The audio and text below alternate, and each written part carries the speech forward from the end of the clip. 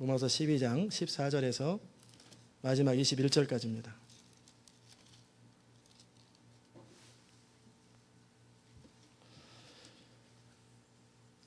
로마서 12장 14절에서 21절. 너희를 핍박하는 자를 축복하라. 축복하고 저주하지 마라. 즐거워하는 자들로 함께 즐거워하고 우는 자들로 함께 울라. 서로 마음을 같이하여 높은 데 마음을 두지 말고 도리어 낮은 데 처하며 스스로 지혜 있는 채 말라. 아무에게도 악으로 악을 갚지 말고 모든 사람 앞에서 선한 일을 도모하라. 할 수 있거든 너희로서는 모든 사람으로 더불어 평화하라. 내 사랑하는 자들아, 너희가 친히 원수 갚지 말고 진노하심에 맡기라. 기록되었을 때 원수 갚는 것이 내게 있으니 내가 갚으리라고 주께서 말씀하시느니라. 내 원수가 줄이거든 먹이고 목마르거든 마시우라. 그렇게 함으로 내가 숯불을 그 머리에 쌓아 놓으리라. 악에게 지지 말고 선으로 악을 이기라. 아멘. 자리에 앉겠습니다. 오늘은 여러분과 함께 선으로 악을 이기라고 하는 제목으로 말씀을 함께 나눕니다. 따라서 합시다. 선으로 악을 이기라. 여러분이 선에 속한 사람이면 매 순간 선을 행할 것이고 악에 속한 사람이면 악을 행할 것입니다. 우리의 열매를 통하여 우리가 나타납니다. 내가 아무리 어디에 속해 있다 할지라도 그 안에 있는 것이 드러나게 되는 것이기에 내가 선에 속한 사람이면 선을 행할 것이고 악에 속한 사람이면 악을 행할 것입니다. 우리가 교회에서 지금까지 다루고 배운 많은 지난 2, 3년 동안의 이야기들은, 그런 가르침들은 참 쉽지 않은 가르침들입니다. 많은 신학교 졸업하고 또 목회자가 되어서도 실제 그 능력과 권세에 대해서 잘 모르는 경우가 너무 많고, 저도 한국에서 그래도 선교사님 들으면 기분 나쁘실지 모르겠지만 제일 좋은 신학교 졸업했습니다. 같은 신학교는 아니거든요. 제일 좋은 신학교를 나왔다고 하지만 사실은 하나도 몰라요. 하나도 모르고 신학교에서 가르쳐주지 않는 비밀들을 여러분과 함께 지난 특별히 3년 동안 나눴습니다. 정말 그리스도의 능력이 어디서 있는지, 보혈의 권세가 무엇인지, 십자가의 은혜가 무엇인지, 막연했던 십자가, 막연했던 보혈, 그리고 정말 영적인 권세와 그리스도의 권세가 무엇인지를 우리가 다 다뤘어요. 자, 그러면 이제 다 다뤘기 때문에 우리의 삶 속에 그 능력이 나타나야 되는데, 여전히 아픈 사람은 아프고, 가난한 사람은 여전히 가난하고, 여전히 싸우는 사람은 계속 싸우고, 여전히 갈등하는 사람은 갈등하고, 앞길을 모르는 사람은 계속 앞길을 모르고, 여전히 헤매는 사람은 계속 헤맵니다. 그러면 가르침이 잘못되었습니까? 그건 아니에요. 우리 지난 금요일에 함께 여러분과 나눴던 것 중에 하나가 뭐냐면 솔로몬이라고 하는 사람을 잠깐 나눴습니다. 솔로몬은 제가 직접 보진 못했지만 아마 성경을, 모세 율법을 다 암기했을 거예요. 그 정도 머리 좋을 거예요. 그는 성경을 쓰는 사람이에요. 하나님의 모든 말씀을 다 통째로 이해하고 다 아는 사람입니다.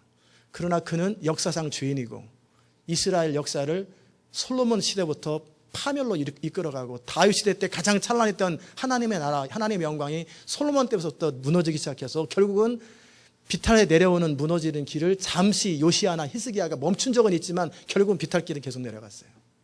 돌이킨 적이 없습니다.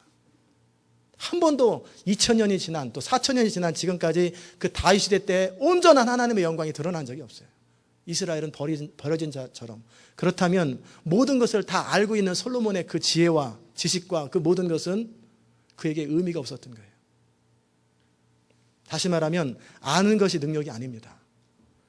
아는 것을 내가 살아낼 때 그것이 능력이 되는 것을 여러분이 믿으시길 바랍니다.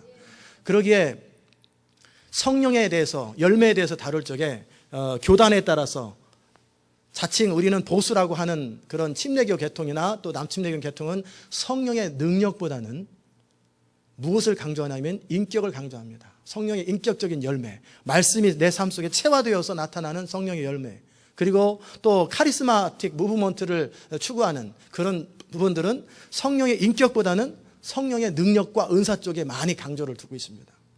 그러나 이 두 가지가 따로따로 돌아서는 결코 우리의 삶 속에 능력이 없습니다.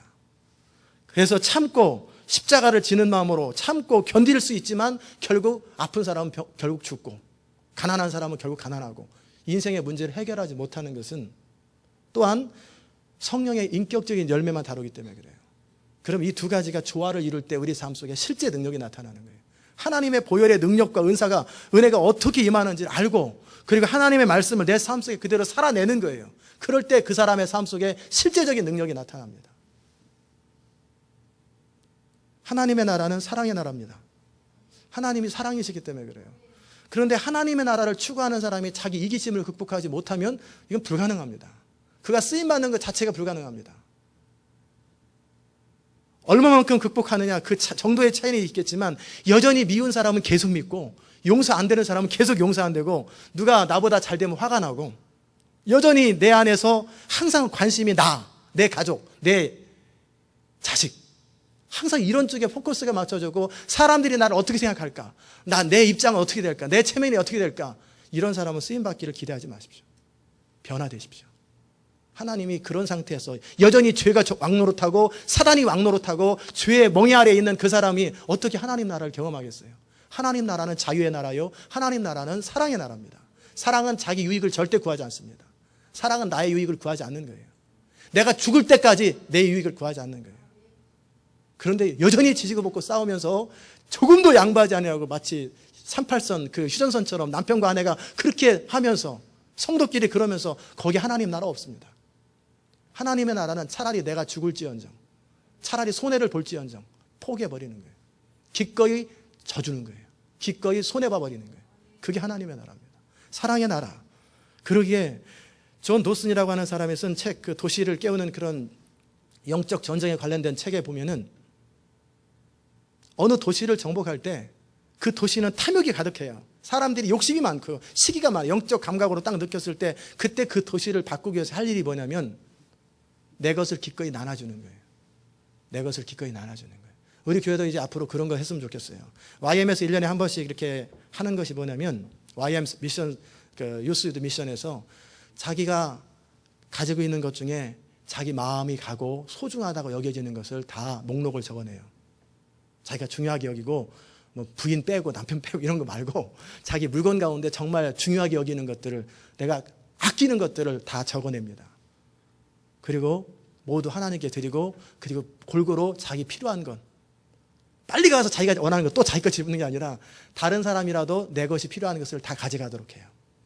차든 뭐 카메라든 뭐든 내가 마음이 자꾸 그쪽으로 가는 것을 다 기꺼이 버리는 연습을 하는 거예요. 이건 굉장히 중요한 연습입니다. 사람은 그런 연습을 하지 않고는 여전히 내 것을 킵하고, 내 권리를 킵하고, 내 것을 주장하고 싶어요. 내가 합당한, 내가 누릴 수 있는 권리. 사도 바울이 그래서 무슨 고백하냐면, 내가 복음을 전하고 마땅히 받을 걸 다 받을 수 있지만 그것을 다 누리지 않는 것은 내가 누릴 권세까지도 포기하는 거예요. 그리고 기꺼이 그는 선교사로 다니며 자비랑을 하면서 그런 일을 감당했던 것은 뭐냐면, 내가 마땅히 누려도 합당한 권리, 심지어는 그런 권리까지도, 남편으로서의 자존심, 내 아내로서의 특권, 자식으로서, 성도로서, 목사로서 각자 자기 입장이 있고 권리가 있어도 기꺼이 포기해버리는 거예요. 그걸 얼만큼 포기를 잘하느냐, 얼만큼 희생할 수 있느냐가 그 사람의 영적 성숙의 척도요, 쓰임받는 척도입니다. 우리는 너무나 많이 쓰임받는 것, 부흥에 대해서 관심이 있고 하나님의 영광에 관심이 있고, 그건 너무나 중요한 것입니다. 쓰임받고 싶은 열망이 없는 사람은 그나마 가능성도 없어요. 왜냐하면 윌리엄 캐리가 얘기한 것처럼 하나님을 위해서 위대한 것을 꿈꾸고 자기 인생이 하나님 앞에 드려지기를 원하고 쓰임받기 원해야 되는데, 그나마도 그런 소원자처도 없으면 어떻게 되겠어요? 그냥 그때 생각나는 대로 기분대로 살다가 죽으면 그만이지. 무의미한 인생을 삽니다. 그러나 쓰임받기 원하는 사람의 정말 중요한 것은 뭐냐면, 하나님 나라는 반대 정신이다. 이 세큘러 월드, 이 세상하고 반대 정신이에요. 욕심 대신에 양보해 주는 거예요. 이기심 대신에 사랑을 베푸는 거예요. 그리고 정의가, 진리가 다스리는 나라예요. 그리고 우리가 영적 전쟁이라고 할 때, 영적 전쟁은 혈과 육에 대한 전쟁이 아니라 사랑의 승리고 겸손의 승리고 자기 부인의 싸움입니다. 우리는 영적 전쟁하니까 무슨 도시를 사로잡고 있는 견관진을 깨트린다 해가지고 무슨 마귀를 향해서 막 선포하면 그게 되는 줄 알아요. 아닙니다. 영적 전쟁은 마귀랑 싸우는 게 아닙니다. 제발 여러분이 오늘 이후로 마귀랑 싸운다고 착각하지 말고, 마귀는 우리가 명하면 듣는 존재예요. 여러분이 깐난애기하고 싸웁니까? 자식하고 싸웁니까? 너 아이스크림 나한테 줘. 안 줘. 줘. 안 줘. 그래? 그러면 같이 먹지 말자. 이건 아버지가 아니에요. 애들은 그냥 양보해 줄 수도 있는 거고, 그거 하지 마라 그럼 애들은 들어야 되는 거예요. 마찬가지로 마귀는 그리스도 안에서 우리가 합당한 권세를 알고 있고 우리가 합당한 자리 위치를 가지고 있으면 우리가 말하면 듣게 돼 있어요. 명하면 나가게 돼 있고, 그리고 정확한 것을 풀면, 정확한 것을 해결하면 해결되게 되는 거예요. 그게 십자가 안에서 우리 안에 주어진 권세란 말이에요. 마귀랑 싸우는 게 아니에요. 그런데 우리가 왜 자꾸 마귀랑 싸우려고 하냐면, 여러 가지 몰라서도 그렇지만 정말 우리의 영적 전쟁은 자기 자신과의 싸움이에요. 첫 번째 영적 전쟁에 딘 셔먼이 그러잖아요. 안기, 내가 그리스도 안에서 누군지, 신분, 정체성, 그리고 보혈, 십자가, 이 모든 걸 다 배우고 아는 거예요. 그렇기 때문에 내게 주어진 권세가 무엇인지를 정확하게 아는 것. 도로 경찰관이 자기가 어떤 거 할지 모르고 신호가 어떻게 돼야 벌점이 얼마인지, 내지는 무슨 빨간 신호등에 지나가야 걸리는 건지 파란 신호등에 지나가야 걸리는 건지 그런 것도 모르는 상태에서 경찰복을 입고 있으면 사람들이 그냥 지나갑니다. 경찰을 하려면 최소한 자기 권한 안에서 필요한 모든 것들을 다 알아야 됩니다. 이게 알미 중요한 거예요. 그게 안기입니다. 이 안기를 잘한다는 것은 내가 영적 전쟁에 필요한 모든 것, 이 땅에서 십자가 안에서 이뤄놓은 예수님에 대한 모든 것, 예수님의 업적에 대한 모든 것을 다 아는 거예요. 그런데 능력은 안 나타납니다. 이유는 뭐냐면 아직 마귀를 대항해 설 자격이 없는 거예요. 왜? 그 아는 대로 자기가 살아내는 거예요. 그래서 걷기가 중요한 거예요. 말씀을 따라 살고 말씀을 따라 자기를 부인하고 자기 십자가를 지며 실제 성경의 말씀이 내 삶 속에서 그대로 체화되면서 이루어내가는, 하나님과 동행하는 사람이 딱 될 때 의인의 간구는 역사하는 많다고, 그때서야 비로소 영적 전쟁을 한다고 마귀를 향해서 명하면 그대로 딱딱 떠나버립니다.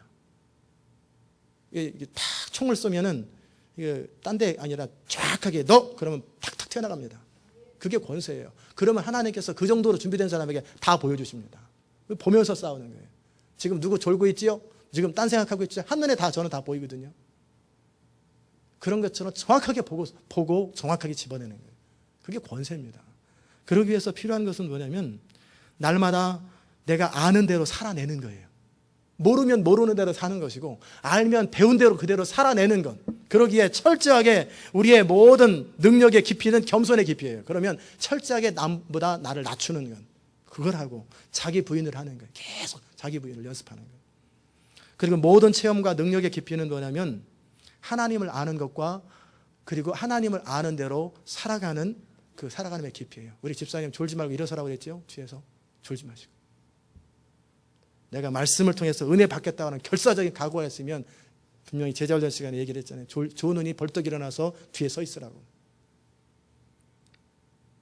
그러기에 내가 아는 것뿐만 아니라 아는 대로 살아내는 거예요. 그 모델이 누구십니까? 예수 그리스도예요.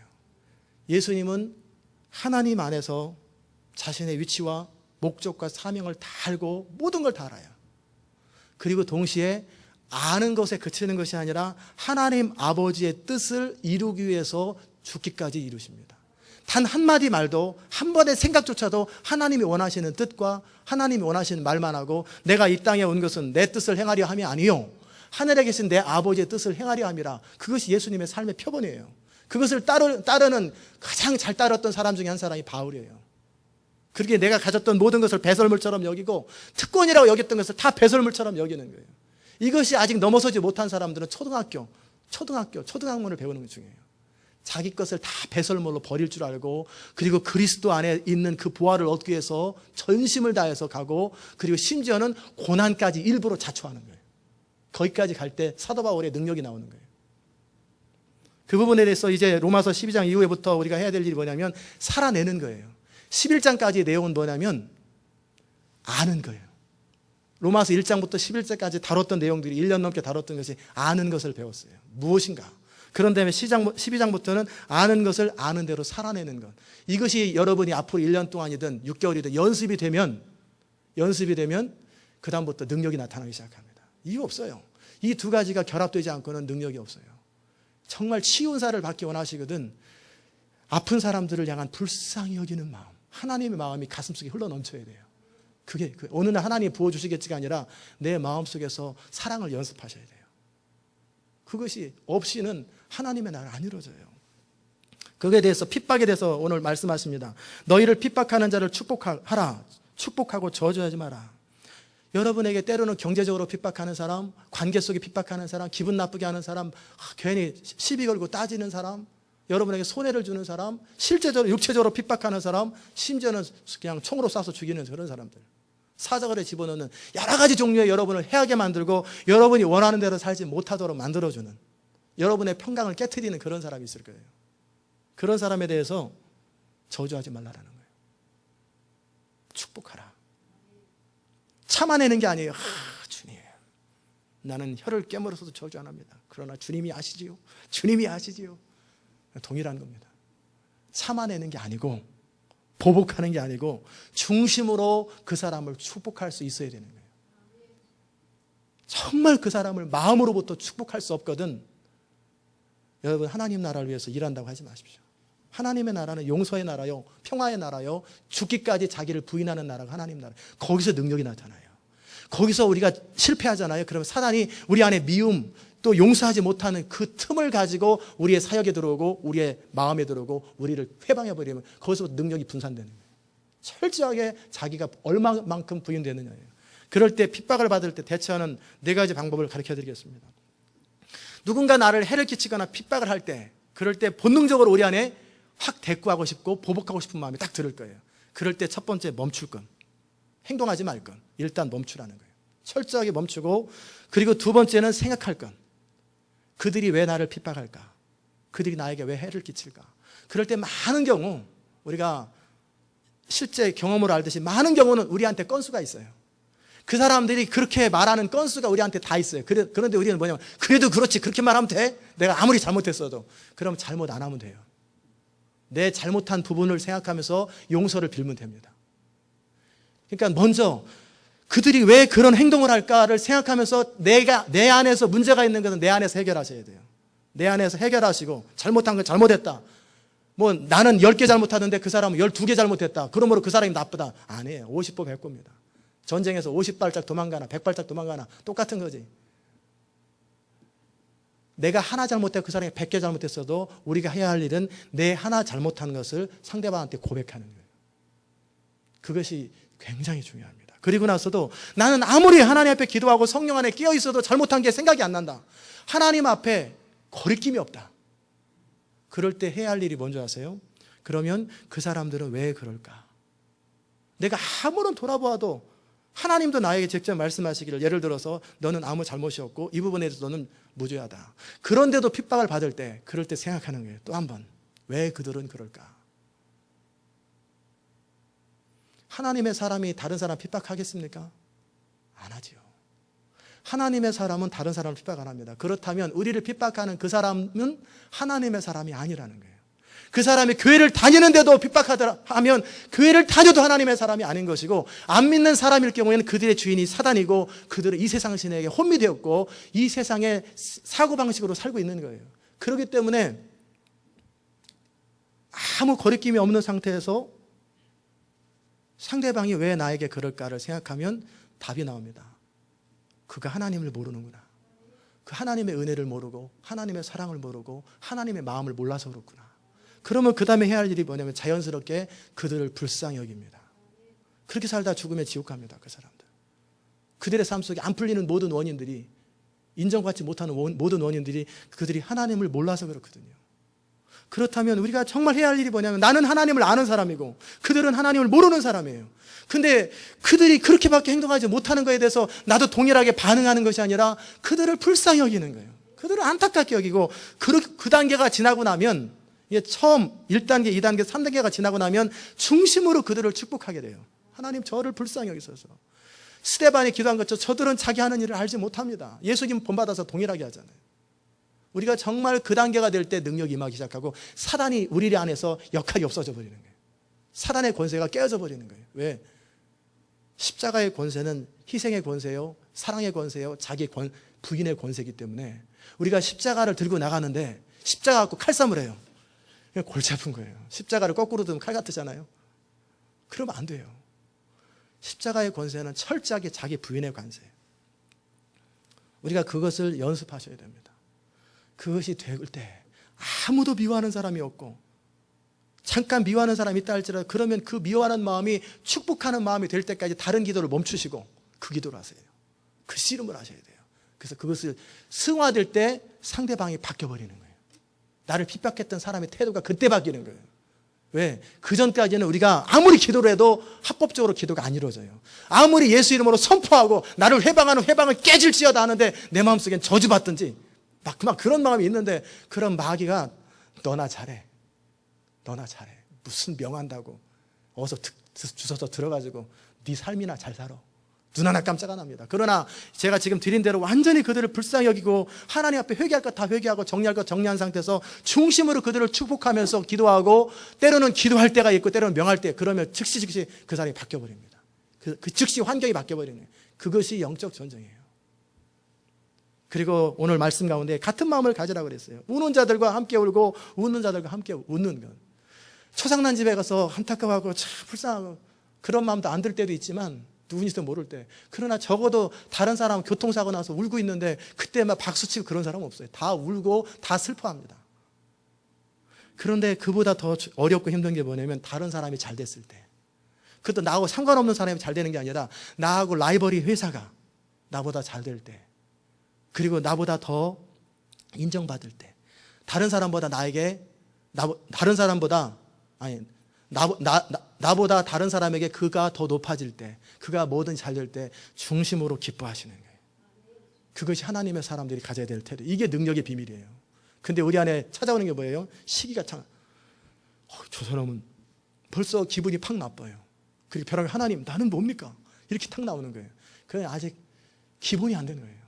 시기심이 간에 가득하고 안 돼요. 세례 요한처럼 그는 흥하여 하겠고 나는 쇠하여 하리라. 정말 다른 사람이 잘 되면 중심으로 기뻐할 때 하나님은 우리의 마음의 태도를 보시고 우리를 높이시는 거예요. 그게 성도의 삶의 태도예요. 시기를 극복하십시오. 연습하십시오. 자꾸 다른 사람을 축복하시고, 특별히 나와 라이벌인 회사를 축복하십시오. 저주하지 마십시오. 왜 그런 줄 아세요? 내가 그들을 저주하잖아요. 근데 그들이 저주받기에 합당하면 저주가 임합니다. 그러나 까닭 없는 저주는 공중에 떠다니는 새처럼 임하지 않습니다. 그들에게 내가 저주를 퍼부었는데 그들이 저주받기 합당하지 않으면 그 저주가 나한테 다시 돌아옵니다. 그럼 내가 퍼부은 저주를 내가 다 받는 거예요. 그러느니 차라리 축복을 하고 말지, 아니 말을 하지 말든지. 내가 축복을 했어도 그들이 축복받을 자격이 안 되면 그 축복이 나에게 오고, 내가 저주를 했어도 그들이 저주받을 만한 입장이 아니에요. 그러면 그 저주 가운데 어떤 건 임할 수도 있지만 어떤 건 다 나한테 임합니다. 다 나한테 임하는 거예요. 그래서 내 인생이 비참해지는 거예요. 그게 성경의 원리입니다. 그 다음에 지혜 있는 체하지 말라고 그러죠. 서로 마음을 같이하여 높은 데 마음을 두지 말고 낮은 데 처하며 스스로 지혜 있는 체하지 말고 그랬어요. 교만 가운데 가장 큰 교만이 지적 교만입니다. 이건 참 무섭습니다. 모를 때는 내가 어차피 모르니까 하고 겸손한데, 겸손한 건지 포기하는 건지. 그런데 이제 어느 정도 알게 되고 다 배우게 됐어요. 그러면 다 알아요, 웬만한 건. 그러면 그때서부터 은근히 나보다 모르는 사람에 대해서 가르치려고 하는 태도. 너 그것도 모르냐? 그런 태도가 마음속에서 표현되든 안 하든 생기는 거예요. 사단이 타락했던 것은 교만 때문에 그래요. 지적 교만 때문에. 모든 지혜는 하나님으로부터 나오고 모든 지식도 하나님으로부터 나옵니다. 우리가 IQ가 붕어처럼 IQ가 한 3 정도 되면은 뭐 지식 자랑 안 하죠. 물린 낚시 또 물고, 물린 낚시 또 물리고, 그래서 결국 죽어도 또 물고. 이게 붕어 IQ가 그 정도라 그래요. 한 자리라. 근데 우리에게 머리 IQ를 뭐 적어도 2자리, 3자리 주신 것은 하나님의 은혜잖아요. 여러분이 특별히 무슨 공로가 있어요? 여러분이 IQ가 3자리인데 제 친구는 IQ가 2자리예요. 중학교 3학년 때 자기 이름을 못 써요. 67인가 68이에요. 못 써요, 자기 이름을. 그가 잘못한 게 하나도 없어요. 근데 여러분은 뭐 특별히 잘나가지고 IQ가 100이 넘습니까? 근데 왜 자랑하시냔 말이에요. 한 번 보면 이해되는 거, 그 사람은 이해되는 거고, 누구는 10번 봐 이해되는 거, 그게 무슨 상관이 있어요? 그런데 그걸 가지고 이 세상은 평가하는 거예요. 이 세큘러 마인드는 머리 좋은 사람, 능력 있는 사람, 척 보면 아는 사람, 이런 사람을 대우하는 시대예요. 이 세상 마인드에 물들지 말라는 거예요. 대신에 지식은 사람을 교만하게 만들지만 사랑은 덕을 세우는 거예요. 그렇기 때문에 내 마음속에 사랑이 있으면 내가 알아도 그는 몰라요. 그래도 안다고 가르쳐주는 게 아니에요. 그 사람이 들을 준비가 되어 있고 배울 준비가 되어 있을 때만 그때 드디어 사랑으로 가르치는 거지, 무조건 내가 안다고 가르치는 거 아니에요. 그러면 그 사람은 배우면서 상처를 받아요. 내가 옳고 그른 거 아는 게 무슨 중요해요. 우리가 옳은 거 좀 더 했다고 천국 가고 옳은 거 덜 했다고 지옥 가고 그런 것이 아니에요. 우리가 옳아야 얼마나 옳고, 또 시카고나 뉴욕의 빌딩 이렇게 쭉 보면은 어차피 안 보여요. 고개 아예 바짝 누우면 보여도 그게 몇 층인지 알게 뭡니까 제가. 그게 높구나. 그게 높구나. 좀 더 높고 덜 높고 그냥 좀 더 높구나 더 낮구나. 근데 I don't care. 그게 그 안에서 뭐가 이루어지는지 저는 관심 없어요. 몰라요. 우리가 알면 얼마나 또 알고 옳은 일을 하면 또 몇 개나 더 하겠습니까? 예수님만큼 하나님만큼 완전하시겠습니까? 그렇지 않아요. 그러기에 지식보다 중요한 것은 사랑이에요. 덕을 세우는 거예요. 항상 상대방이 어떨까? 그 생각을 하면서 살아가고 연습하는 거예요. 그렇게 진정한 지혜는 야고보 3장에서 그 선행으로 말미암아 지혜의 온유함으로 그 행함을 보여라.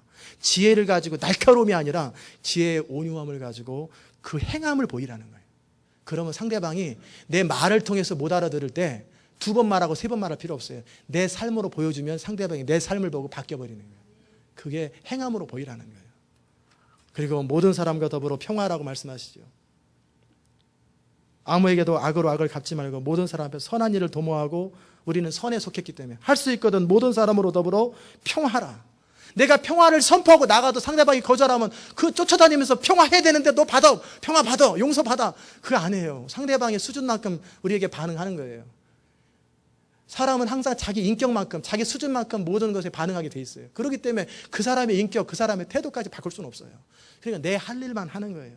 할 수 있거든 평화하려고 노력하지만 상대방이 평화를 안 받아주면 어떻게 할 수 없는 거예요.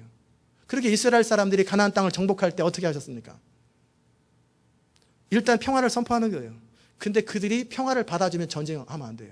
그런데 하나님의 주권적인 섭리 가운데 또 가나안 땅이 아브라함에게 말씀하신 것처럼 아모리 땅의 죄악이 그 땅에 관영할 때까지 400년을 기다린 다음에 이미 그들은 강팍할 대로 강팍하고 교만할 대로 교만해졌기 때문에 그냥 그들에게 은혜를 베풀지 않으면 그들은 거역하게 돼 있어요.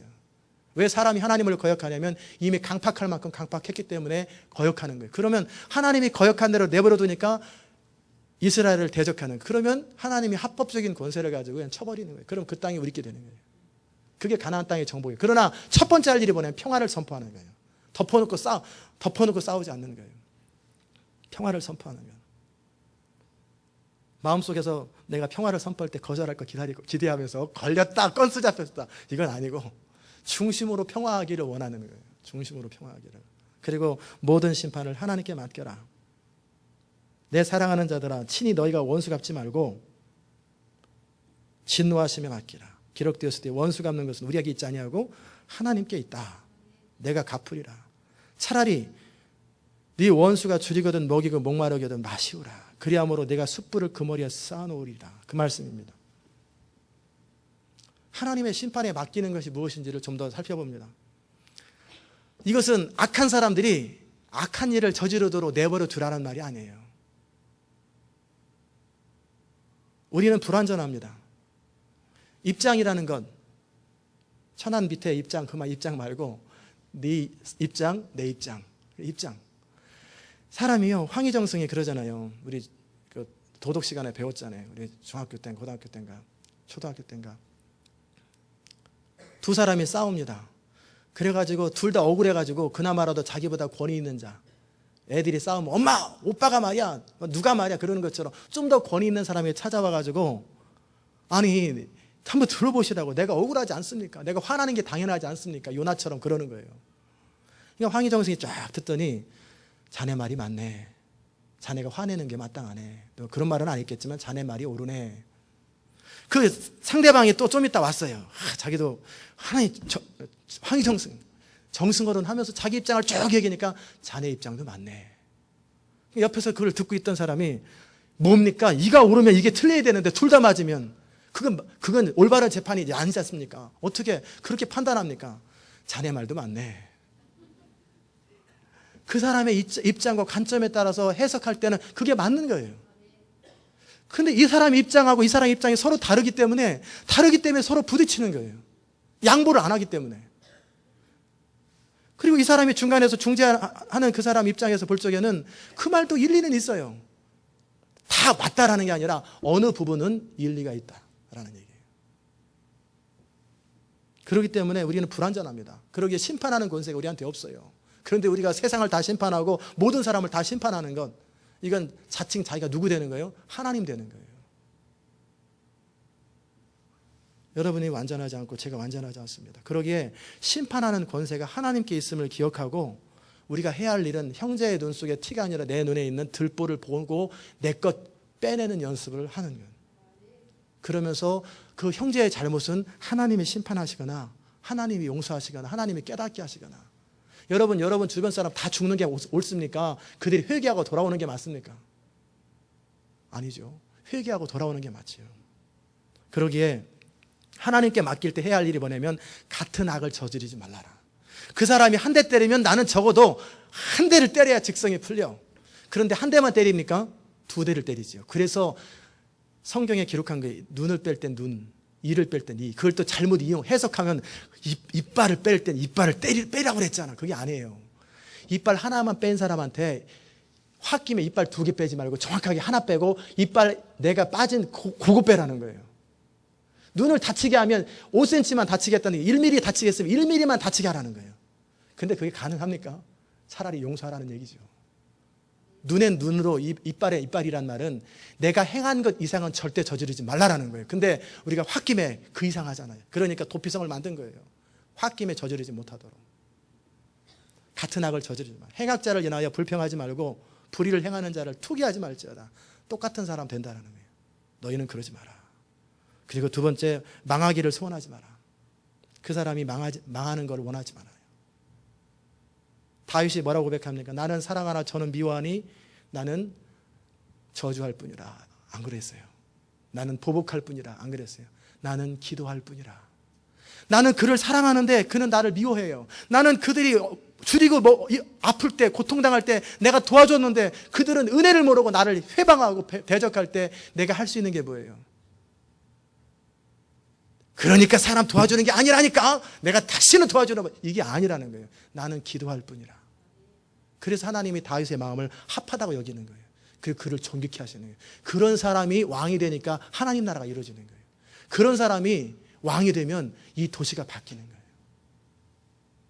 그리고 우리가 상대방이 망하기를 소원하지 말고 하나님의 진리가 이기는 것에 관심을 두라. 결국은 하나님의 진리가 영원합니다. 주의 주권과 주의 통치가 영원한 거예요. 이 하나님의 주권을 진짜 믿는다면 그 하나님의 선하심이 평가하시도록, 하나님의 주권이 판단하시도록, 하나님께서 왕노릇 하시도록 그분께 맡겨드리는 거예요. 그러면 하나님께서 다 이루십니다. 그 사람에게 회개케도 하시고 책망도 하시지만 돌이키지 않을 때는 심판도 하십니다. 우리가 차라리 원수가 줄이거든 먹이고 마시우라 그러면 그게 무슨 일이 생기겠어요? 자기 아들을 죽인 그 사람을 양자로 받아들이니까 그가 회개하고 돌이켜버리잖아요. 그 머리에 숯불을 얹는다라는 이 말이 무슨 말이냐면, 아하, 내가 기도하면 용서하고 먹여주면은 이거나 먹어라, 이거나 먹어라, 미운 자식 떡 하나 준다고, 에이 잘됐다, 이거나 먹어라, 저거나 먹어라. 그러니까 하나님이 숯불 그 뜨거운 걸 그 머리에다 타고 이제 재앙을 주게 한다. 그게 아니에요. 그에게 깨닫게 하시고 돌이키게 하시고 양심의 가책을 느끼게 하는 거예요. 우리가 선을 베풀고 악으로 우리가 대접을 받았는데 선을 베풀 때마다 그의 양심에 가책이 생기는 거예요. 그가 인간이기 때문에. 그리고 그가 깨달아져요. 그럼에도 돌이키지 않을 때는 하나님이 그때 가차없이 심판하십니다. 하나님이 심판하실 때는 그냥 애누리 없어요. 그냥 심판해 버리십니다. 그러나 하나님은 그 머리에 숯불을 얹으면서 그가 돌이키고 깨닫고 양심의 가책받기 원하는 거예요.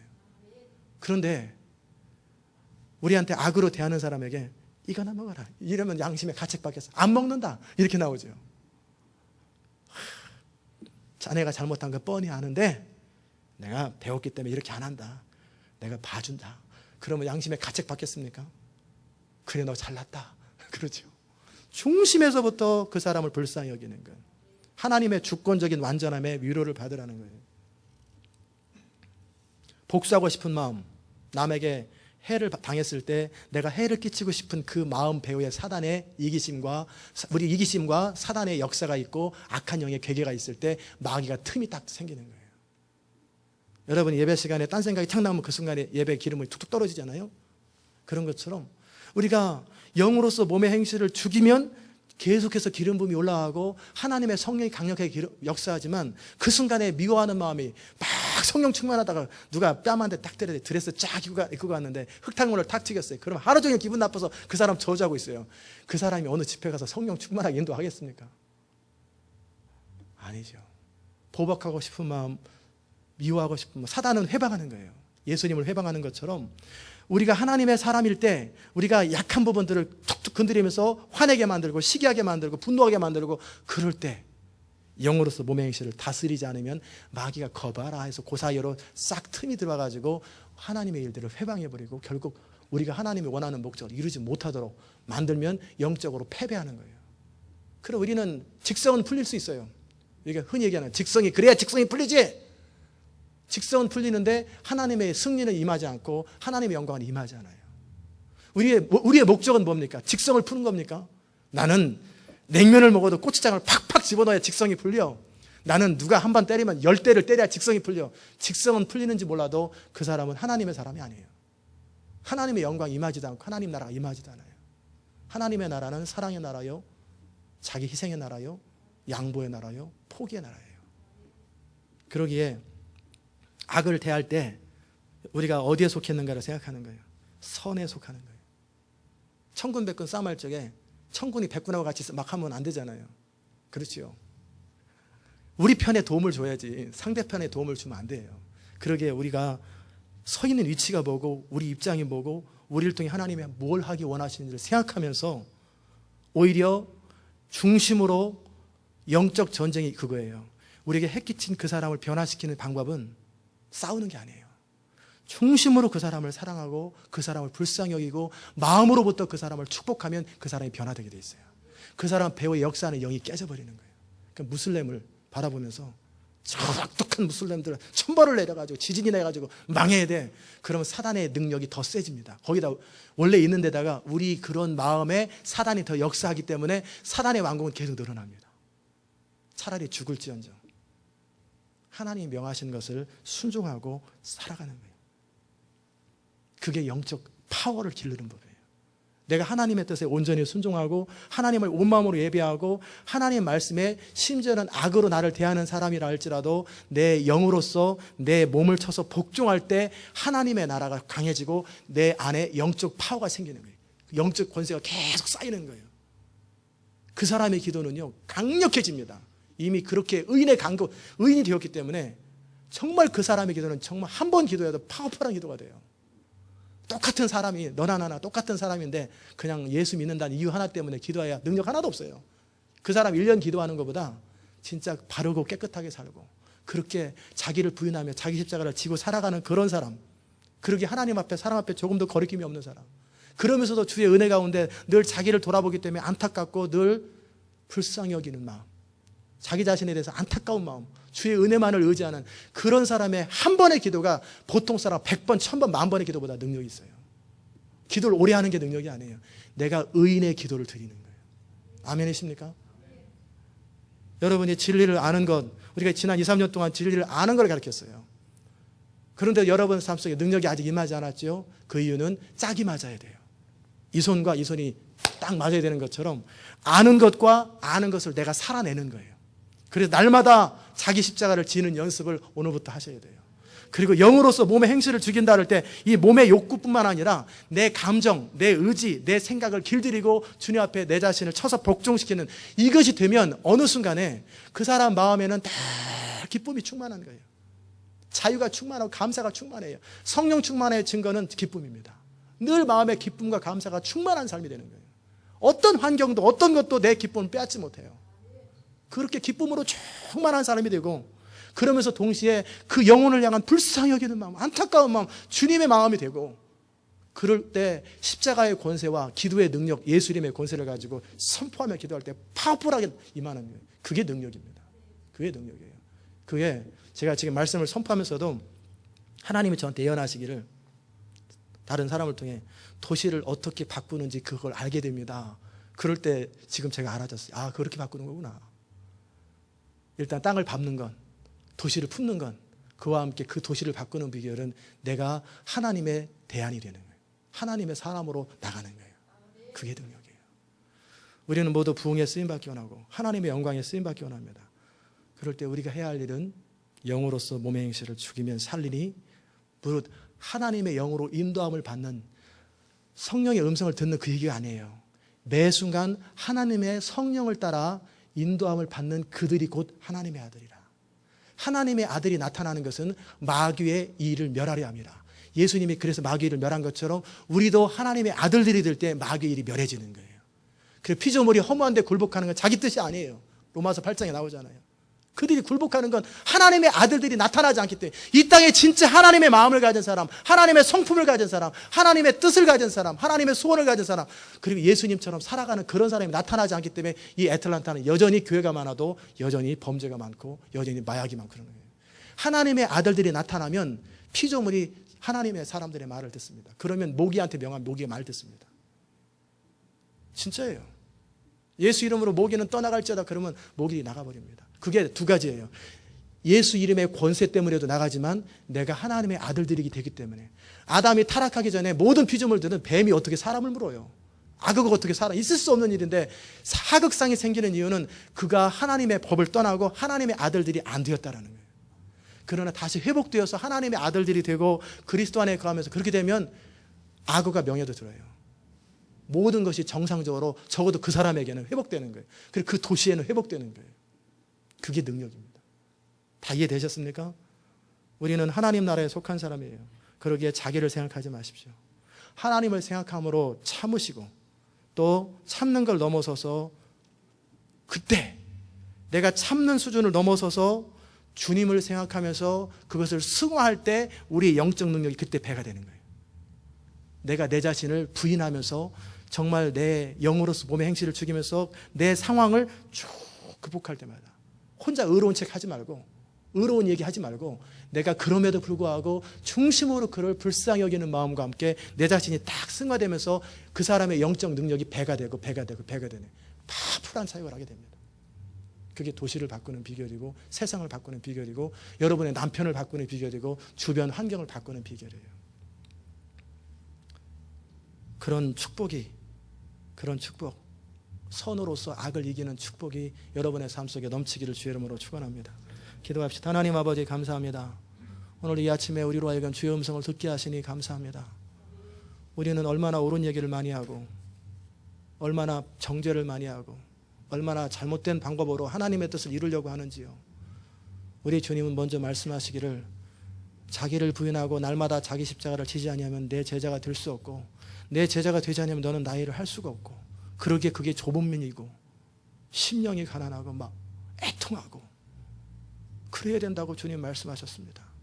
우리가 정말 애통하고 가난한 마음이 되고 내가 아무것도 할 수 없고 정말 너무나 내 안에 이 악함이 가득하고 무력함 때문에 주님 앞에 기도의 양이 늘어나고 통곡하며 뭔가 많은 기도 제목을 놓고 기도하기보다 내 자신의 악함을 놓고 기도하고 내 안에 그리스도가 왕노릇하시지 못하는 부분을 놓고 기도하고 정말 머리서부터 발끝까지 내 삶의 모든 영역에 성령의 다스림을 받고 영으로서 몸의 행실을 죽이고 하나님의 영으로 인도함을 받는 그 순간 우리가 원하든 원치 않든 정말 하나님께서 우리를 통해 강력하게 일하실 수 있사오니 매 순간 우리의 삶을 추스리는 법을 배울 수 있도록 정말 그리스도의 마음을 가지고 살아가는 법을 배울 수 있도록 은혜 베풀어 주시옵소서.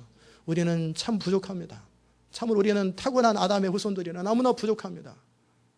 그러나 주님 우리를 깨닫게 하시고 돌이키게 하시고 새롭게 하시고 우리를 충만케 하여 주옵소서. 감사드리며 예수님의 이름으로 기도드리옵나이다. 아멘.